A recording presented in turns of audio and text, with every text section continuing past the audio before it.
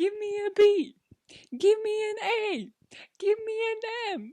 Give me an L. It's by all means necessary. Welcome.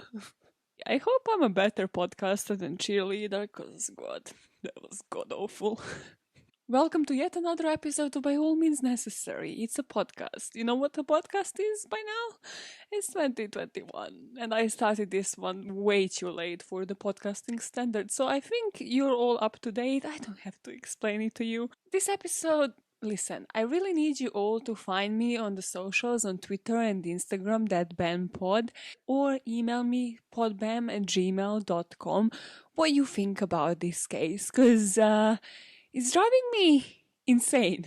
And I don't mean just like general insane, kind of like most cases do. This case has just taken a toll on me on so many different levels. I watched Compliance. Quick recap, a friend of mine told me to watch this movie on Amazon Prime, and she was like, it's shocking, it's based on the real story. And my friends know that I watch like maybe 1% of the movies ever made. I'm not a movie person. So if they recommend me a movie, it needs to be a good one. So I watched the trailer and I was like, what do you mean this is based on a true story? Like, this did not happen. So even before watching a movie, of course, I have to spoil everything for myself. I watched the real life video of the events. And then I was like, okay, well, now I must watch this. It's painfully slow, and as I told you, it ends in sexual assault. I don't know what this is psychologically, but you know when somebody needs to get something out of their system? Like, I have it with everything in my life. Like cereal, I have to eat cereal until I'm like fed up with it. Literally every single food or drink, I'm like, okay, cool, I will get it out of my system and then I will move on. That's the situation I'm in with this case. I was like, okay, I need to research the real life event, then record it, then edit it, so I suffer for hours and hours until I get it out of my system and try to understand it. And this is where you come in. Welcome to this episode. Let's dive into the expression of the day and then dive into the insane case of the McDonald's phone scam. Trigger warning about this episode, it's dealing with sexual assault, so if that's something you don't want to listen to, feel free to exit right now. Also, I really wouldn't want to put somebody who maybe was ever sexually assaulted through this, so just neglect everything that I have said. If you have ever experienced sexual assault, if you don't want to listen to anything about it, don't watch Compliance and maybe skip this episode. There is plenty in the archive. The expression of the day is mind your own business, which will become a bit on the nose when you listen to the case later on. But mind your own business is a common saying in the English language that requests for respect of other people's privacy. So for example, if somebody is too nosy and they're like, well, what are you listening to? You're like, mind your own business, I'm listening to my podcast. And then you finish with the episode and you're like, okay, I'm so sorry about telling you to mind your own business. I was actually just busy, but like, this is the podcast. I recommend it to you. I recommend it to every single person ever. It's called By All Means Necessary. It's hosted by this queen. I think you got the gist. Most of the internet actually suspects that this comes from a popular expression from the 18th and 19th century, which was mind your own beeswax. This was an actual expression. Every time I hear mind your own beeswax, I feel like people are kind of trying to pacify an expression. You know how they're doing it with kids? When people are like fork instead of fuck, or ship instead of like shit. But apparently not, because in 18th and 19th centuries, women suffered from disfiguring marks that were left by smallpox. And in those instances, they would use beeswax, yep, the wax of the bees, to smooth out their complexion, to smooth these marks on their face out. And in those cases, if somebody was to get you close to them and be like, oh, what's that on your face? They would say, mind your own beeswax. Of course, Christians will say that this actually comes from the Bible, as an expression from Thessalonians 4:1, do your own business. But one of the more popular uses of the expression came from Lewis Carroll's Alice in Wonderland. And I love this line because you should really, trust me, if you come from a small city and come to a big town, this line will relate to you so much. And it is, if everybody minded their business, the Duchess said in a hoarse growl, the world would go round a great deal faster than it does. Which, trust me, again, as somebody that came from like a small city to London, I'm like, yeah, the life here goes so much faster. Like every time I go home is great for holidays, but I feel every single one of those 24 hours. Like when you go to a small city, you really feel like, wow, the day really has 24 hours. Like, what is that all about? Like, you just don't feel the time pass by. It's like a completely parallel universe. Now that we are done with the expression of the day, for you to even try to grasp this case, I need to walk you through an experiment. You're like, what? Is this like a hypothetical situation? Nope. It's important for you to understand Milgram experiment in particular, because when it comes to this case, a lot of people are saying, no, this is a real life version of Milgram experiment. It's a real life version why we are compliant and obedient to the authority figures. Stanley Milgram, apart from being one of the most interesting people to study when studying criminal psychology at uni, was also a psychologist at Yale University during 1960s. And he set out to answer one simple question. If an authority figure ordered you to deliver a 400-volt electrical shock to somebody else, the person you don't know, would you follow? Would you follow their orders? When you hear that question, you're like, no, of course I wouldn't. Why would I shock somebody? Like, there are repercussions to that. There are consequences to that. They might die. What if they told you it's all an experiment? There are no consequences to your actions. Well, Milgram will prove that regardless of you knowing about the consequences or not, when it comes to authority figure, most people will obey. When describing this experiment, Milgram actually said about social psychology that often it's not much the kind of person a man is, as it is about the situation in which they find themselves that will determine how they will act. The inspiration for him to do this were obviously Nazi experiments during World War II by a war criminal called Adolf Eichmann. Eichmann was one of many people working under Hitler whose defense was that he was simply following orders. He was following instructions, and because of these instructions, he killed millions of Jews. Like, what is not clear? I was simply pressing a button. The hypothesis, therefore, was, could it be that Eichmann and million other accomplices in the Holocaust were just following orders? Could we call them all accomplices? And then the experiment followed. The participants would come to the university, so it's already a controlled environment. You think you're coming to uni for a study, you're thinking it's already legit. He found 40 men through newspaper ads, and in exchange for the participation, each of these men was paid $4.50. Now, this is to say that the compensation wasn't great. Like, you couldn't do, even back in the day, much with $4.50, so they weren't doing it for money. Once they were at uni, they would be introduced to another participant, the authority figure who was Milgram. Then these participants would go into a draw to find out who is going to be a teacher and who is going to be a learner. What I didn't know is that this draw was fixed. So the participants were always teachers, and the learners were one of the people organizing the experiment working for Milgram. Then they would put the learner, so one of Milgram's friends, in the room. They would put them to the chair and attach electrodes to their arms. And the teacher and researcher were in another room. They didn't have vision into the room where the learners were, but they could hear the sounds. They would then be introduced to this machine, which was electric shock generator, which was marked between 15 volts to 450 volts. So from slight shock to severe shock. The study would be teacher asking the learner to read aloud series of word pairs, sort of like red hammer, green apple, random pairs of like color and an object. And the learner was instructed to memorize those, and then the teacher would read the target words, so let's say in this instance red, and the learner was to select the original word, hammer. If the learner was to make a mistake, they would get an electric shock. And because these were the people behind the experiment, they would most of the time make mistakes on purpose, and then Milgram, as the authority figure, would instruct the teacher, no, shock them some more, increase the voltage. According to the script, the learner was to start to scream, to protest when it comes to the increased intensity of voltage, to complain that his heart was bothering him, and to refuse to just go on, to ask for them to stop with the experiment.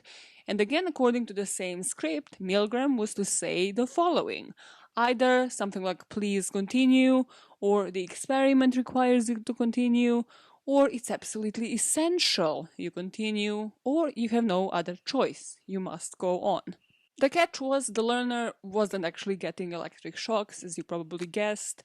It was just an experiment, and obviously, like, Milgram wouldn't have put people through it, but it was to study the teachers. And why wouldn't they stop? Was it simply because an authority figure was telling them to continue?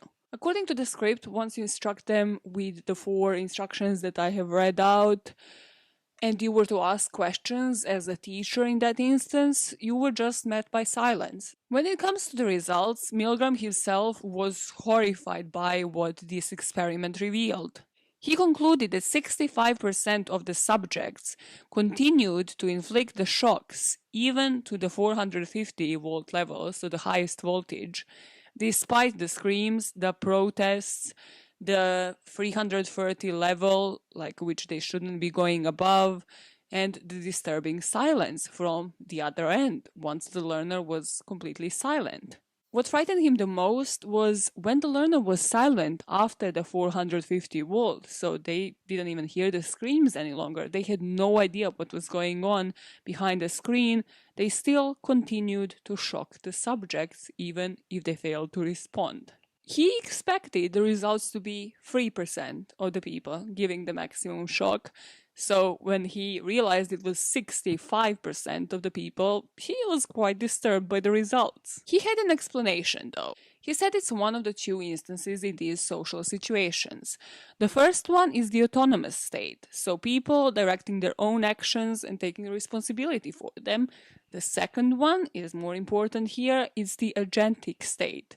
And that's when people allow others to direct their actions and pass off the responsibility to somebody else, because it's that somebody who should know what I should do in this situation because they are conducting this experiment. And for them to be in this agentic state, the person giving the orders needs to be perceived as qualified to direct other people's behavior, and they are seen as legitimate. They are seen as a person in a white coat. They are seen as somebody with respect. In this person, they're at university conducting an experiment. They're a professor. Why wouldn't they trust them?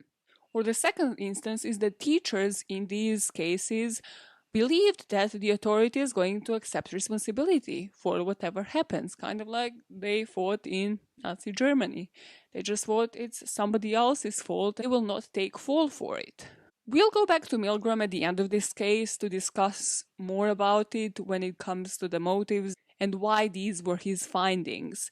And you could obviously criticize Milgram, like there's a lot of criticism about him just using males.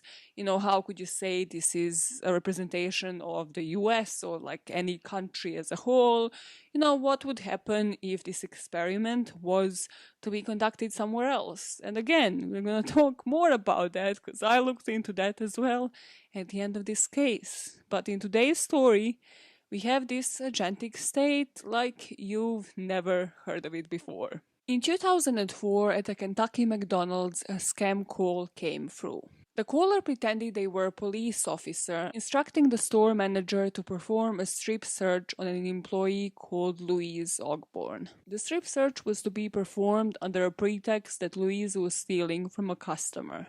This event resulted in 3.5 hours of humiliating actions resulting in a sexual assault. This will not be an individual case. Over 70 similar calls were reported everywhere around the US, with the person responsible getting away by all means necessary. This is the story of strip search phone call scam.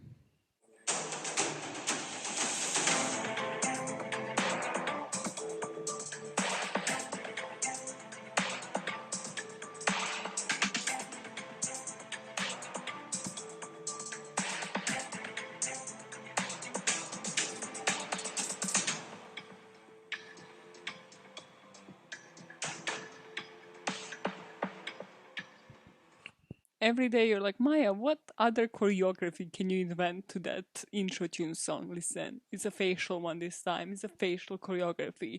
Tune in on YouTube to watch it. Also, if you have a specific dance to the intro song, please share it on the socials. I will post it. I will blast it anywhere.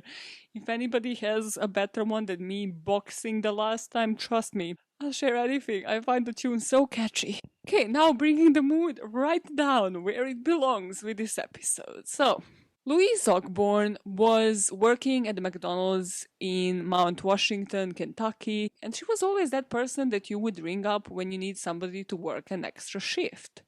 Her mother was having some health issues at the time, and her mother also recently lost her job, so Louise, who was 18 at the time, would do whatever to help out the family.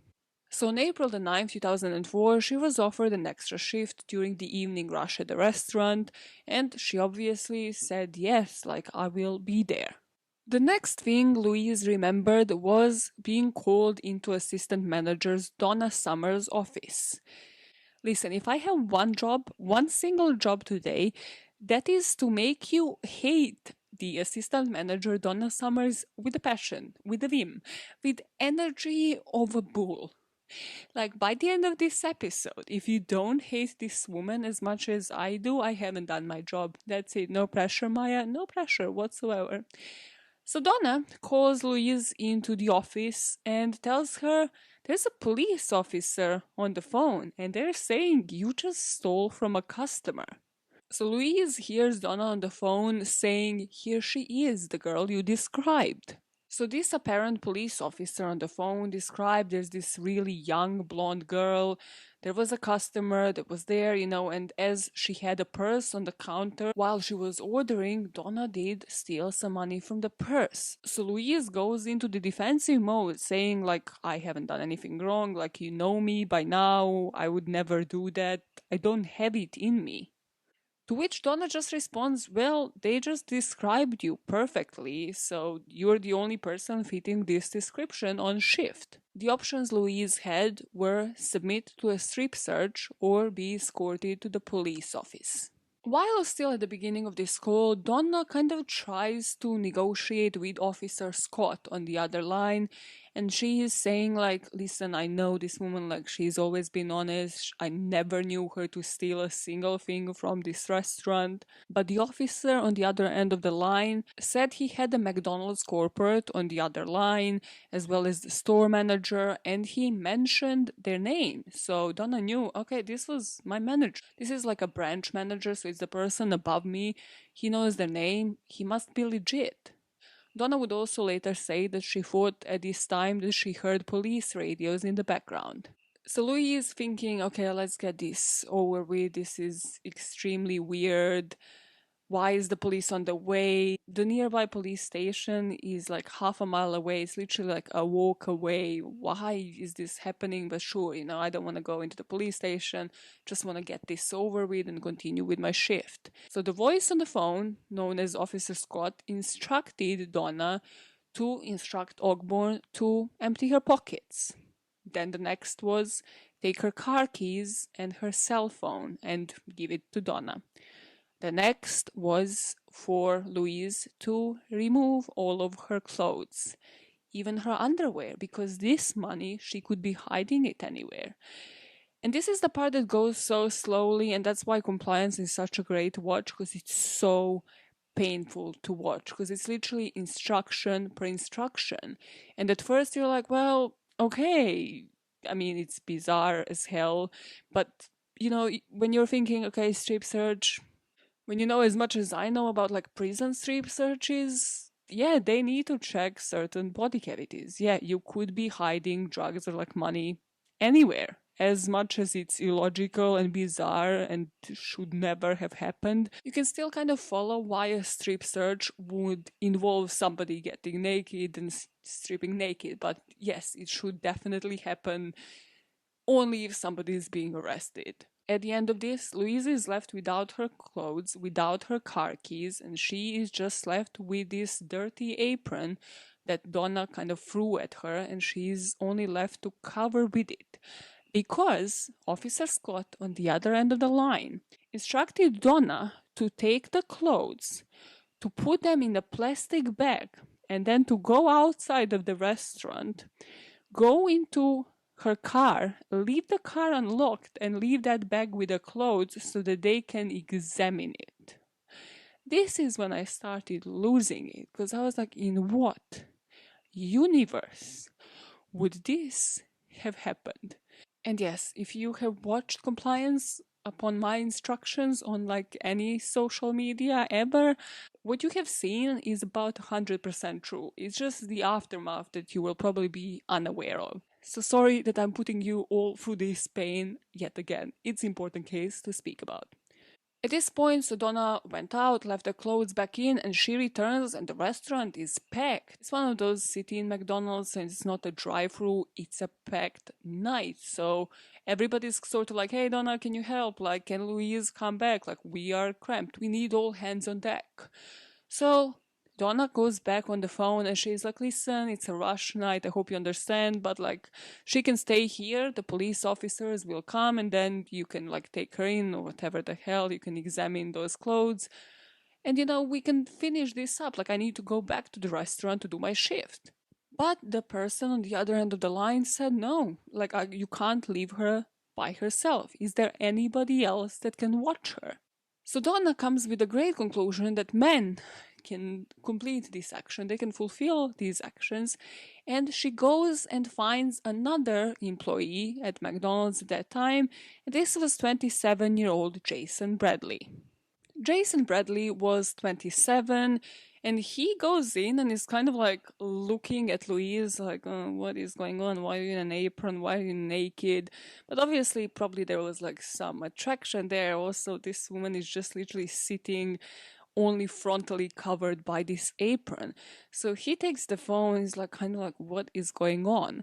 And Officer Scott on the other end of the line immediately goes on with this, being like, well, we need to perform a strip search. You need to tell her to drop this apron for us to search her cavities. And Jason is there like, like, I ain't doing any of that. And trust me, I'm not gonna justify any single person in this story because Jason was 27. Even though he was young, he should have known better. He just knew that something was off, but he didn't do anything about it. He didn't like go out and say, this is what they're making me do, this is what is going on. Like, he didn't help her in any way. He was just kind of like disgusted by it and just left and went back to the front, leaving the phone and leaving Louise there in her apron. So Donna comes back and she gets on the phone and the caller is just saying, I mean, this guy will not do. Sorry, Donna, we need somebody of confidence. We need a man and we need somebody who can control the situation. And this is when he asks her, wait, are you married, Donna? And Donna is there like, oh my god, now that you asked, I'm actually engaged to be married. I know, right? I'm totally building rapport with you. So Officer Scott is like, do you trust your fiance? Like, that's such great news. Congratulations. Do you trust him, though, to come and observe like a creep this girl that is like nude in front of us? And she's like, yes, say no problem. I'm gonna ring him right now. Before we pick up once Donna's fiance gets to the restaurant, let's just briefly discuss why didn't Louise run out at this point.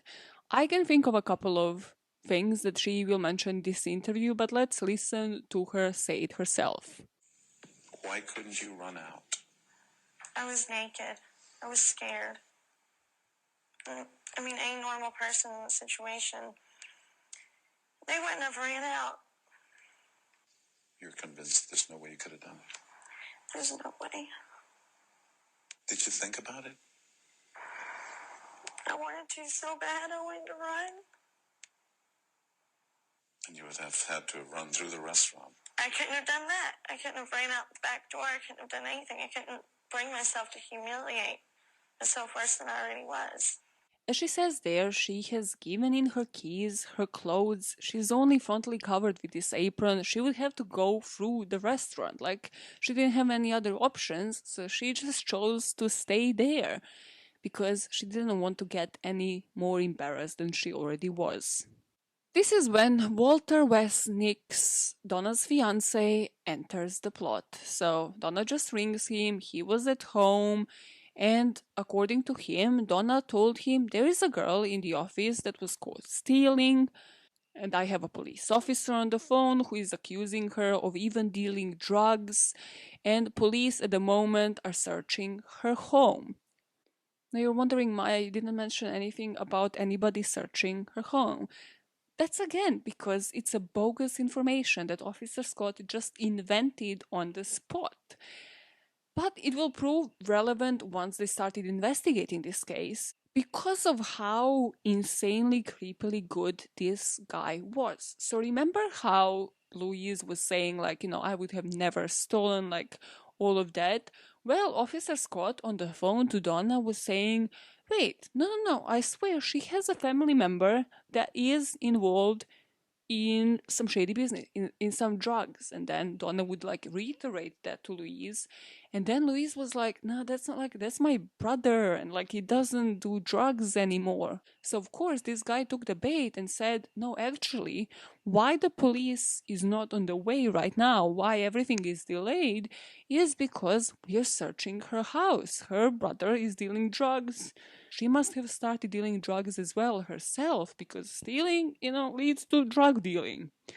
That was his logical conclusion. So Nix says, like, no problem, like, yeah, that sounds kind of weird, but I'll get there. I'll go into the back office and observe this 18-year-old girl. As soon as Nix arrives to this restaurant, Donna is like, yeah, take the phone. Like, I need, like, the business needs me. The business needs me. I need to be in the front of the restaurant, take the phone. And she just leaves the office. Louise has never met her fiance before. She is literally tugging at this apron, trying to cover all parts of her body because nobody cared to give her like a jacket, any clothes, anything at all.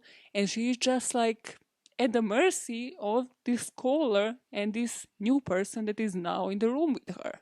For the next 2 hours, Nix will follow every single instruction that came out from the other side of that line. First, he was instructed to pull that apron away, leaving her completely nude again. Then she was ordered to dance around, like do some jump jacks to see if anything was to like fall out of any parts of her body, any cavities where she could be hiding drugs or this money that she has apparently stolen. The caller would ask her to do deep knee bends for him to check if there's anything in her ass, to stand on this swiveling chair, then to stand on a desk.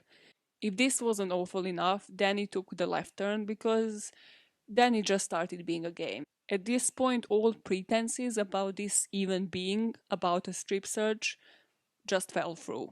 Because the caller asks Louise to sit on Nix's lap, to kiss him, for Nix to smell anything on her breath. Like, is she hiding something in her mouth, in her throat? Every time Louise refused to obey, Nix would be instructed to slap her, to spank her, because he would say, no, you need to be authority, you need to ask her to obey, to call you sir.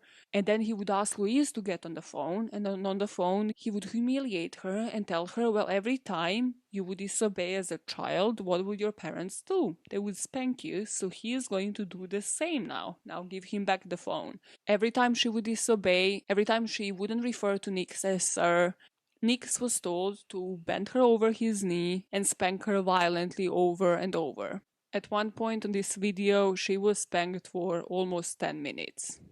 Again, just as a break in this god-awful case, because it escalates somehow even further from here, and because I'm putting you through the same pain I have slowly gone through when watching this movie, where the fuck was Donna all this time? Your favorite character by now? Well, Donna was busy, but she was going back and forth. So, like, she would go in there, then she would, just come to check up on everything, to, like, take some change from, like, the office, do, like, some admin if she needed to. And every time she would come in, I will put a video up for you to judge for yourself. she would just ignore the whole situation. There are a couple of times where she looks in and literally Louise is just naked. She's just literally trying to cover herself by the apron. It's 100% obvious that something is going on. Then there is a video where Louise puts her head on Donna's shoulder, and you can see, you can't hear anything. There's no sound to this video, but you can see that she is saying something. She is pleading that Donna helps her out, that she gets her out of that situation. Louise said that she begged her every time she came in the room to get her out of there. She would say, "Get me out of here, please get me out of here." So, did Donna know? Well, let's listen to this video, let's watch it, let's see what she refuses to answer, most importantly in this video, and you can judge for yourself. And during it all, Donna Summers keeps walking in and out of the office. Every time you hear her coming in, what happens? He throws the apron at me and tells me, like, shh, don't tell Donna. When you walked into the office, what would you see between her and Walter? She was sitting on one side, he was sitting on the other. They weren't saying a whole lot. And she was covered. And she was covered up all the time.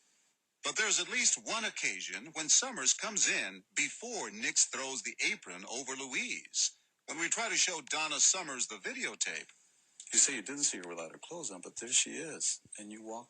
Okay, we're not going to answer questions about that. She can't talk about this? Not about that. Summers' attorney, who's off camera, won't allow her to respond.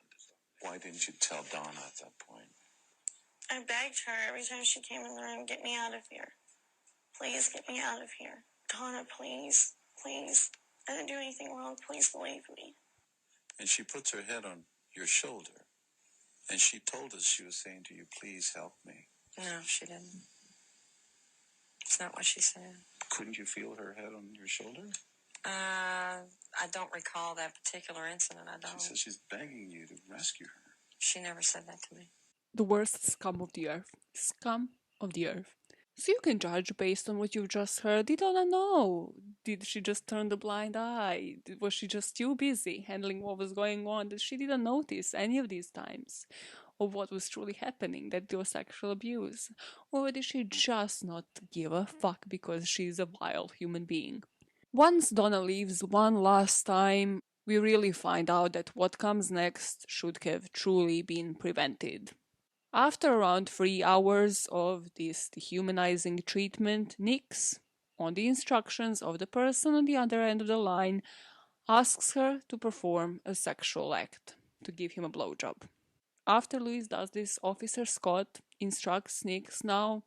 He's done. He's done with his play. He got what he wanted. So he tells Nix to bring Donna back in and ask her to bring somebody else in because he wants to continue the fun. He is a sadistic piece of shit. So Donna comes in and Donna is like, oh my god, what did he do? Did he do something? And the caller is like, no, he was great, Donna. No, let's bring somebody else in. Do you have another man by any chance that's not that, like, young man that was there before? No. Donna, again, is like, no, don't worry. We have somebody, maybe even older. I can completely trust this person as well. And this time she had Thomas Sims, who was a 58-year-old maintenance man, in mind. So she goes out again, tells her fiancé, bye-bye, I'll see you later, everything good? Yeah, totally, nothing awkward happened here for 3 hours. And Sims, who is the only human in this whole case with some common sense, like, do you even understand? Like, this could have gone on. This could have actually been, like, so much worse somehow. But Sims goes in, takes the phone, and he's like, sorry, what? What do you mean she needs to take off the apron? Are you a pervert? What the fuck?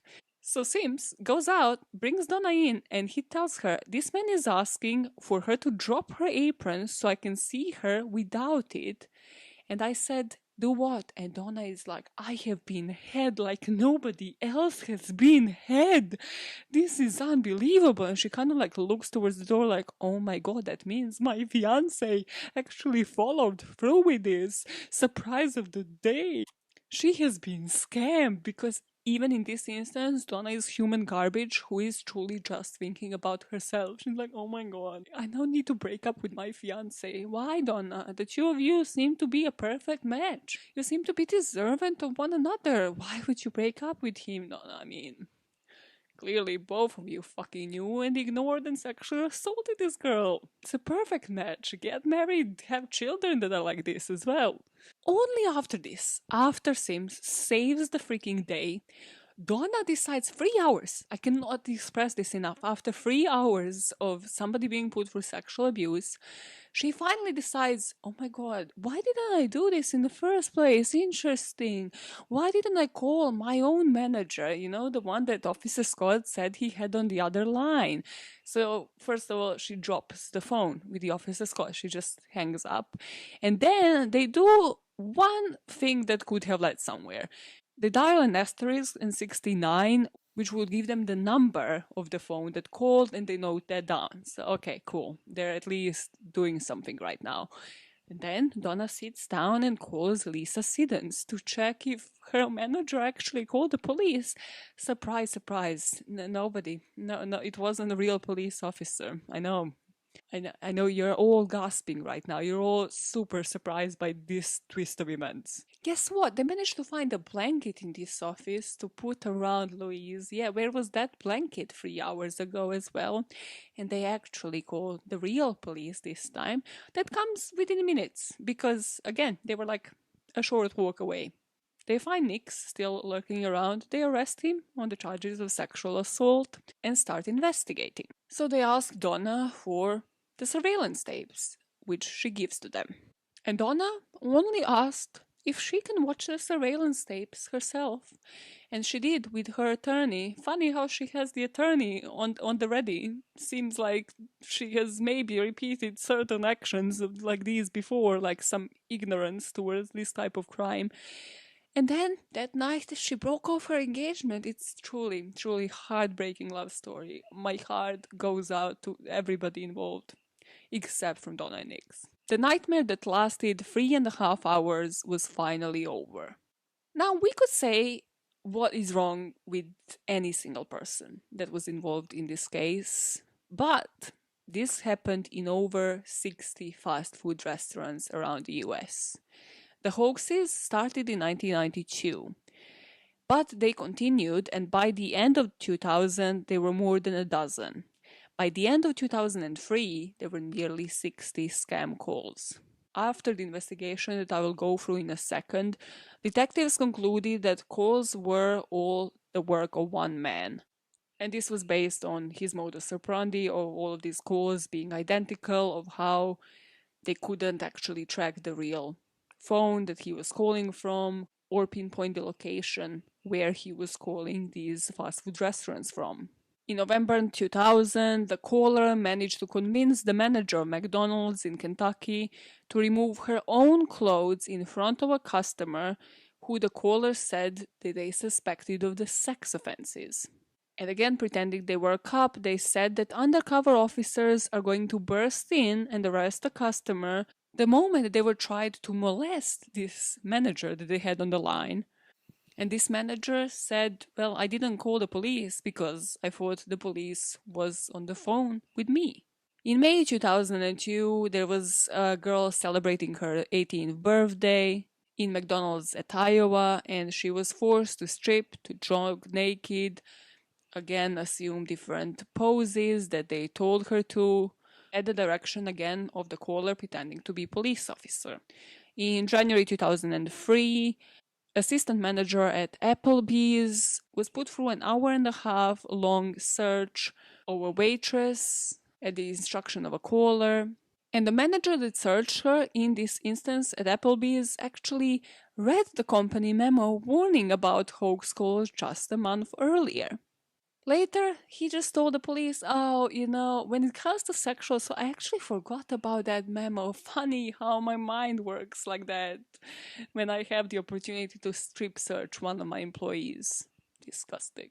In June 2003, another call came through to a Taco Bell in Alaska, And the police officer in this case said that they were investigating drug abuse at the store, and the manager picked out a 14-year-old customer and then forced her to strip search and perform sexual acts.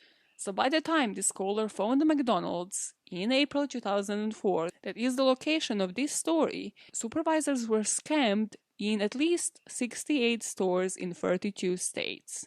And the police departments just didn't think they were related before this event. They just didn't communicate, as most of the times they didn't even know what to report, how to report this. So in many of these instances, they didn't even circulate the news. They didn't even tell the employers and the employees that there were all of these hoax calls happening all throughout 32 states. Going back to the timeline, the Mount Washington police detectives now are on the case. The first thing Detective Buddy Stump thought about was that this pervert must have been making these calls on a payphone. But then they thought, okay, this lasted for over 3 hours. Where the hell is he just standing on a payphone and nobody's just noticing anything weird? With that number that they have recovered, they could recover like the last couple of digits on the card, and they've done some quick internet search and realized that calls happening from prepaid cards with like the last couple of digits were actually going on for more than 10 years. So now they are after that calling card, and they find out it's AT&T calling card, and one of the biggest sellers of these random calling cards that you can, just like SIM card, you can dispose of it whenever you want. One of the biggest sellers is Walmart. So he contacts local police for help because he's like, okay, he's gonna buy it somewhere like locally. He's gonna go to like one of the local Walmarts. So Stump, who is actually using his brain in this instance, calls an officer in this other district that is investigating the calls that have been made to a Wendy's. So this officer told him, no, I as well, like I also traced the card's purchase to the exact time, but then when I went to this Walmart at Panama City at that time, we had really bad luck. Basically, the security cameras were pointed towards the front doors and not the registers. So I couldn't see the sale. I couldn't see who actually purchased them at this exact time. So I have a timestamp, but I cannot tell you who the hell purchased them. But now that the officers are aware of other scams, they actually start communicating for a change, and they discovered a calling card that was used at the Kentucky incident was purchased at a different Walmart than that Wendy's one. They're like, okay, cool. If we get a timestamp here, we have the man. The cameras, in this case, were directed at the cash registers. So sure enough, here they track the purchase down and they see a person paying for this card and they see a uniform on him. When they zoom in, the uniform says CCA, Corrections Corporation of America, which is a private prison company running jails in Panama City. So they're like, wait, he like works as one of us? He's a prison warden? So they go to the CCA and they identify the man in the video as one of their prison guards, 38-year-old David Stewart. So the police obtains all sorts of warrants, like any single warrant for anything Stewart owned, and they go to his trailer where they find different guns, police paraphernalia, training manuals. They discover that he attended local police academy and volunteered as a deputy with the small police department. So he was a real wannabe. A real wannabe that just didn't achieve anything, and he probably wasn't getting off enough because, hey, prisons are supervised with cameras. Guess what? He couldn't impose all of this power that he wanted to impose over prisoners. So he found a different way to do it. The police wasted no time and charged him for impersonating a police officer, soliciting sodomy, soliciting sexual abuse. And a week-long trial begins. Stewart, of course, declined. He said he's not guilty. He feels bad for the victims. He feels bad for the loss because he's a victim as well, you guys. He lost his job, his home, his car, which, true, if he was innocent, that would be devastating. I'm not the one for the false accusations, as you know. But his lawyer at the trial really took the cake because he said, I had numerous conversations with this man, David Stewart, yeah? I don't actually believe he is like intelligent enough. I don't know how to say. So I don't think he's persuasive or just eloquent enough to convince somebody to do these things. He just is not the smartest. You know what I mean? One thing I couldn't read anywhere, and I truly, personally, it's a personal opinion, but I think it's a missed opportunity. Remember how Officer Scott knew certain details? So either they were stalking this restaurant intensively to learn the branch manager's details, to learn how Louise looked like, at least superficially, or what occurred to me and what they didn't really drill enough at is, well, it would be really easy if the man worked for the system. It would be easy to access certain information if you work in the system where you know people. You might have the connections in police. You have volunteered in certain police departments. You can easily obtain names. If you pass the restaurant, you maybe have taken a glance at the license plates, and now suddenly, what? You know who is managing the place. You passed in, you're like, okay, this will be the victim. So yes, you're scouting, but also what they really didn't drill enough at is the fact that this guy, it's completely logical that he either works in the prison system or for the police.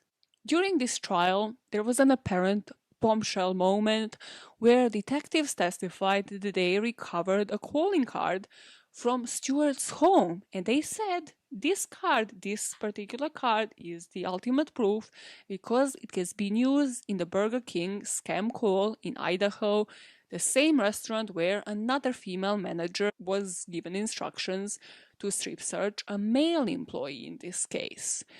But Stewart's lawyer argued that this doesn't prove that he was the one that made the calls. The technology just wasn't up to date. There was no voice recording to compare his voice to. They didn't have these calls for somebody to be like, oh no, that is him on that call. So the fact that they just found a random old calling card could have meant anything. Could have meant it was somebody that visited him.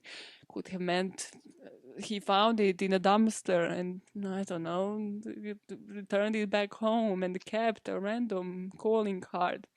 Sure, however, that was enough to convince the jury. So there just wasn't enough evidence, and after 2 hours of deliberations, Stewart was found not guilty of none of the charges. And double jeopardy is a bitch, so he couldn't be tried again. One thing that I have to note here, because again, it's a bit on the nose. So you see, Stewart was arrested all of this time awaiting trial, and funny enough, during the time that he was arrested, and also after the time that he was released, funny, but there were no reported hoax calls to any fast food restaurants around the country. So it all stopped with this Kentucky one, and then he was arrested, and then it all stopped again, and then it never happened again. Weird. I don't know, does that have anything to do with maybe the fact that they didn't put the person that was responsible in prison? What happened to our favorite people from this Kentucky McDonald's? Well, Nick pled guilty to sexual abuse, sexual misconduct, and unlawful imprisonment. The judge agreed to him having a plea deal if he was to testify against David Stewart, so he used that even though Stewart walked free. Nix only received 5-year prison sentence. He could, though, appeal and maybe get parole after a minimum of 2 years. So, it's all good. As long as we don't put some blame on Nix, it's all good. Straight men need to win in this case. Also, during his trial, Nick said a brilliant quote where he said he thought she was giving him a blowjob on the orders of the police officer. It's just how, police officers work. To which I say, what if tables were turned, Nick? What if it was you being asked to give a blowjob to another man? Would you still do it, Nick? Because it's a police officer ordering it on the other end of the line. Would you do a blow in, Nick? Yeah, would you? Yeah, why did nobody ask him that? Because I somehow, something tells me that would trigger something else in his mind. It would be a different thought process. What about our favorite person, Donna? Well, McDonald's fired her. They couldn't excuse her actions. She was one of the employees. But then she was offered to enter an Alford plea to a misdemeanor charge. And the courts found her guilty of unlawful imprisonment, but she received 1 year probation. So no prison sentence. No. But that's not all. Donna filed a claim against McDonald's for intentional infliction of emotional distress, and she was awarded over $1 million in punitive damages. She was awarded money for how well she handled this, for the emotional distress. I'm not denying that she was in distress. I'm not denying that I would know how to react in these instances, but to award her $1 million for denying that she was allowing sexual assault to happen, are we alright? Louise, of course, started suffering from panic attacks. She had severe insomnia and nightmares following this, and she switched between different antidepressants before she finally found some relief. She also sued McDonald's and was awarded in 2007 $5 million in punitive damages and $1.1 million in compensatory damages and expenses, so around $6 million. So hey, at least she got more. But nobody really wins because she was seeking $200 million in damages because of her trauma and because nobody was charged. Nobody even paid for this. And yet again, because of how McDonald's and everybody treated this and how they left her out there to be sexually assaulted for 3 hours. Louise and her lawyers were trying to prove that McDonald's failed to warn their employees about the hoax, even though these hoaxes were apparently happening all over the country, about 60 plus of them. Of course, then there was a separate trial because McDonald's tried to get out of the situation and they were quite... Don't get in trouble with McDonald's, you still have the best fries. But well, of course, they try to not incriminate themselves as much as possible and to get the least amount of monetary compensation possible. So they said that Donna didn't follow the company's manual, which prohibits strip searches. It's so weird that this is in manuals at employment. Like, how is this not just even common sense? Like, this has to be in manuals. So McDonald's should not be held responsible for any action that she was doing while employed. Then they said workers' compensation law prohibited employees from suing the employer, that Nix was actually not the employee of McDonald's, and that victim didn't remove herself from the situation, contrary to common sense. She was fucking petrified and she would just get further humiliated if she left the room. Yeah, let's victim play McDonald's. Good one. But in this trial, the jury decided McDonald's and the unnamed caller were each 50% at fault for the abuse that the victims were subjected to. And in November 2008, McDonald's was also ordered to pay $2.4 million in legal fees to the plaintiff's lawyers. To which I put, that's where your fries money is going into. It's in the freaking lawsuits that McDonald's is going through that we are not aware of. What came out of this? Well, after the decisions by the court, McDonald's revised the manager training program and now it emphasizes awareness of scam phone calls and protection of employee rights. Round of applause, please, everybody. Wow. People now know that the hoax calls were happening, but then they stopped. And they still somehow didn't manage to convict a person. So this is the case of the scam call at McDonald's in Kentucky. Now, let's go back to Milgram experiment and what could have motivated this event. I split this section because there are different people that we need to speak about when it comes to motivations. So as to why the caller did it, I just put, this is a clear representation of somebody who is just trying to get off, who obviously feels powerless in his real life job and just wants to finally be in the control of his sadistic intentions. So that's a pretty easy one for me. This is like a clear sadist who is just getting off on this, getting off on having control for as long as he possibly can. In this case, he succeeded to do it for 3.5 hours.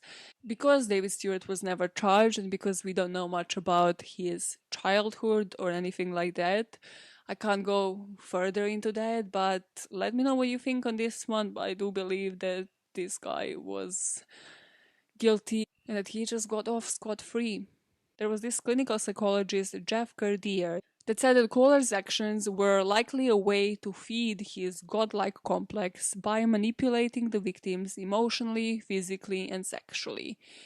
And he calls this manipulation virtual voyeurism. He also said the perp, whoever it was, it seemed like he was following everything by the book. And he just knew that if something was outside of the scope of their manuals or like the procedures that they're used to, that they would be lost, that they wouldn't know what to do. And he's like, yeah, there is a great chance that they're going to believe if somebody tries to sell them a story of a person being a police officer. And the detectives on the case also said that this perp mastered the police officer's calm but authoritative demeanor, that they used the law enforcement jargon, and that they did their homework. Which again makes you believe that they are just one of them. Detectives further said that the officer Scott in the Mount Washington case knew the color of her hair as well as her height and weight. Well, roughly, and that he even described the tie that she was wearing. So they assumed that this guy was actually stalking and scouting these locations. But they also noticed that he wasn't always successful because the phone records show that he would sometimes call as many as 10 stores before finding one single person that would take the bait, which is so creepy because it just means that he kept trying until he succeeded. Some people just need to get laid, just need to get laid. Going into the motives of why Louise didn't run, I think she described it perfectly.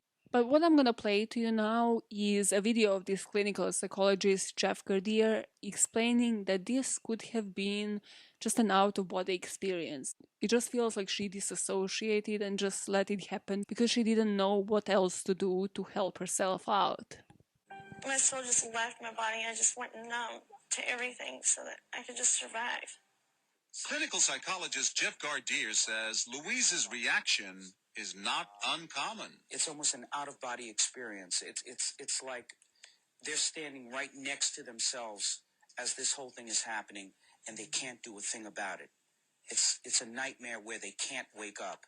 Now we go back to Milgram, who conducted his experiment in the 60s. This event happened in 2004.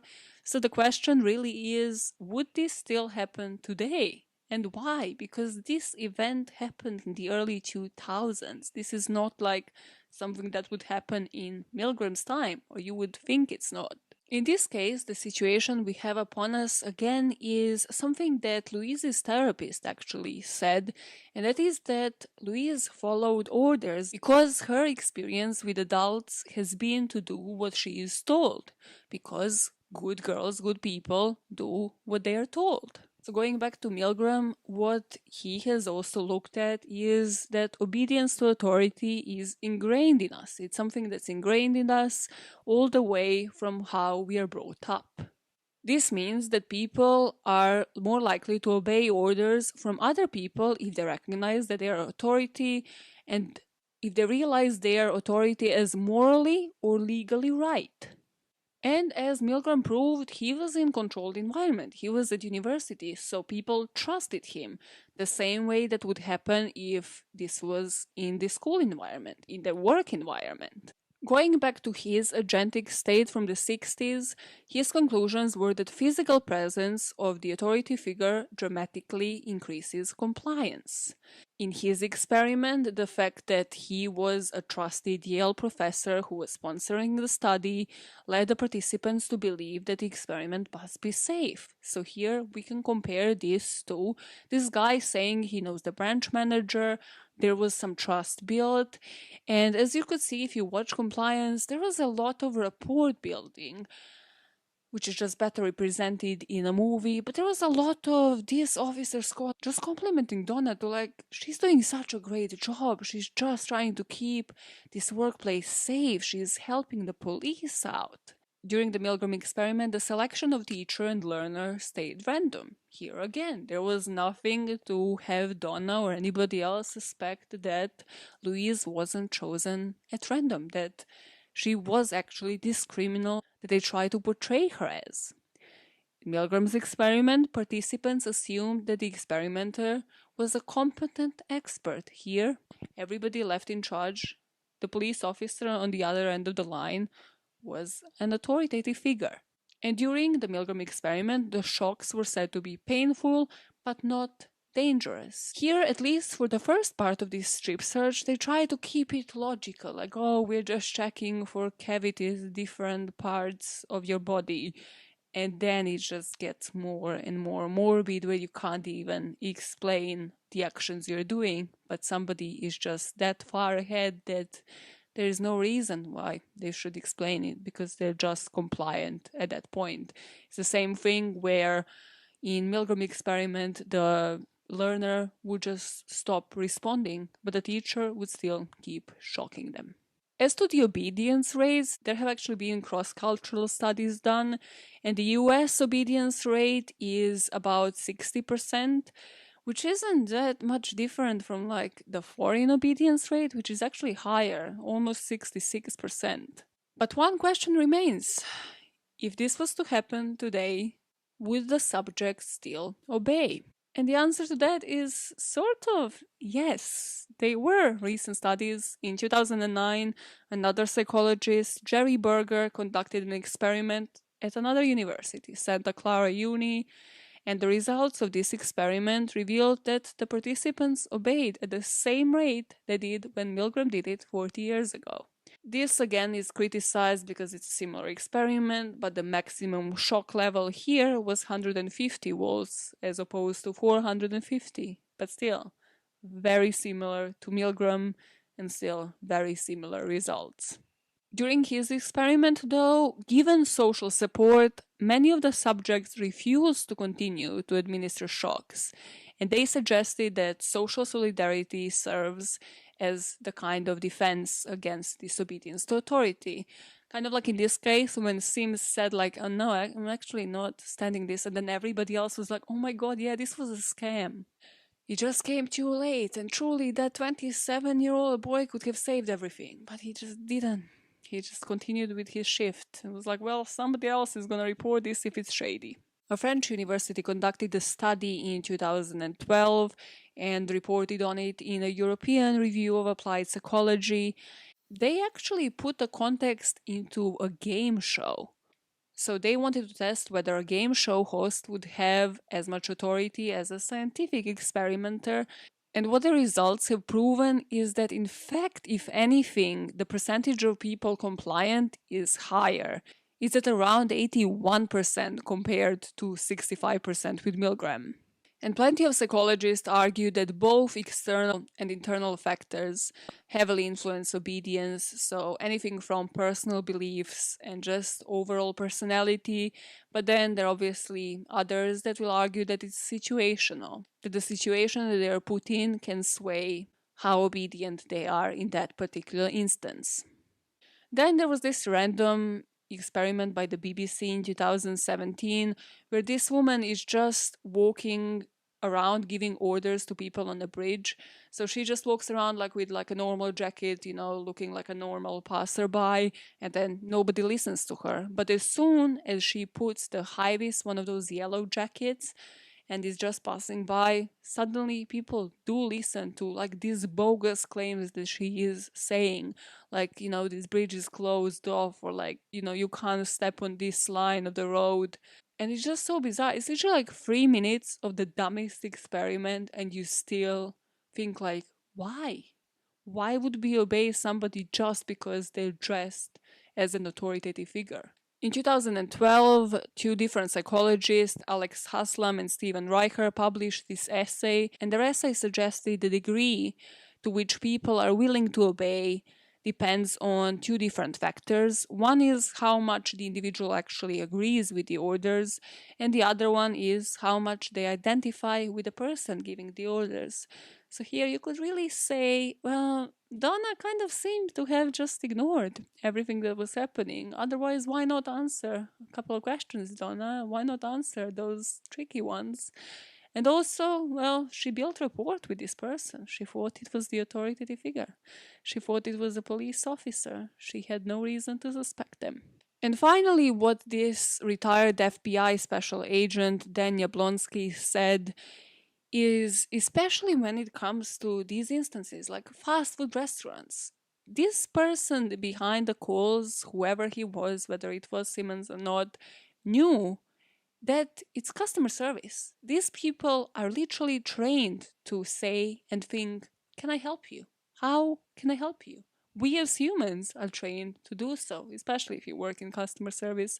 You and I can sit here and judge these people and say they were blooming idiots, but they aren't trained to use common sense. They're trained to say and think, can I help you? I am exhausted just by even thinking for another split second about this case. So I'm going to send you off into your next Zoom call, where I would like you to discuss compliance, just this case in general, or compliance as a movie. And the approach that you should possibly take is to start up a conversations, because this can be like a great lunch topic, like about how people were brought up. For example, me personally, like there was this time where my dad literally told me, Maya, you're smart. If an authoritative figure, if a police officer, because people suspect police a lot back home, people are not really confident in fucking authorities, so, which is great, because this is how I was brought up. So I would think I would have more common sense, which again, I have no idea how I would react in these cases. But my dad always told me, Maya, if a police officer asks you a question and you suspect this can lead to trouble, this is like some shady question, lie. Just lie outright, a lie. Don't get yourself in trouble. Just refuse to answer. Just do not obey at any point. So I was brought up skeptical of just anybody and anything, which is probably why I quit so many jobs of mine after like being there for a year, sometimes more, sometimes less. I just cannot handle the concept of somebody having that amount of power. So it's a good lunch though. It's a good lunch topic to start and chat with your colleagues about the ways they were brought up and how they think they would react in this kind of situation. Because again, whatever you think about this case, I think it's important to remember every single situation where after a certain point you didn't know how to back out any longer because you have said yes so many times that now if you were to say no, you would be like so lost, like you just wouldn't know how to deal with it, whether it is saying yes to somebody's plans and then being there and then everything that they would suggest you would just go along with because you wanted to be seen as a person, who wants to have fun. Or if it's at workplace, you just piled up all these projects and you don't know how to back out any longer. And that unfortunately here was the position that Louise Ogborn was in. So I'm gonna let you go, and while you discuss this case with your colleagues at your lunch, and you discuss authoritative figures, and would they be able to boss you around? Would you be susceptible to it? Or how would you deal in any single situation like this? How would you actually back out at any single step? Well, by doing that, you are gonna keep what? Making this world a better place, one motive at a time. Bye, fuckers. Happy Monday. Oh, happy Monday. At least you're safe. That was my thing while watching Compliance, this whole movie. I was like, Maya, you're in a safe space. They cannot hurt you. And then, like, literally was so painfully slow. I was like, this movie is hurting my soul. I was like, Maya, you're in a safe space. It's okay. It's okay. And then, like, something bizarre would happen. I'll be like, it's not okay. None of it is. Yeah, thanks for coming to my TED Talk. Bye now. Bye, fuckers.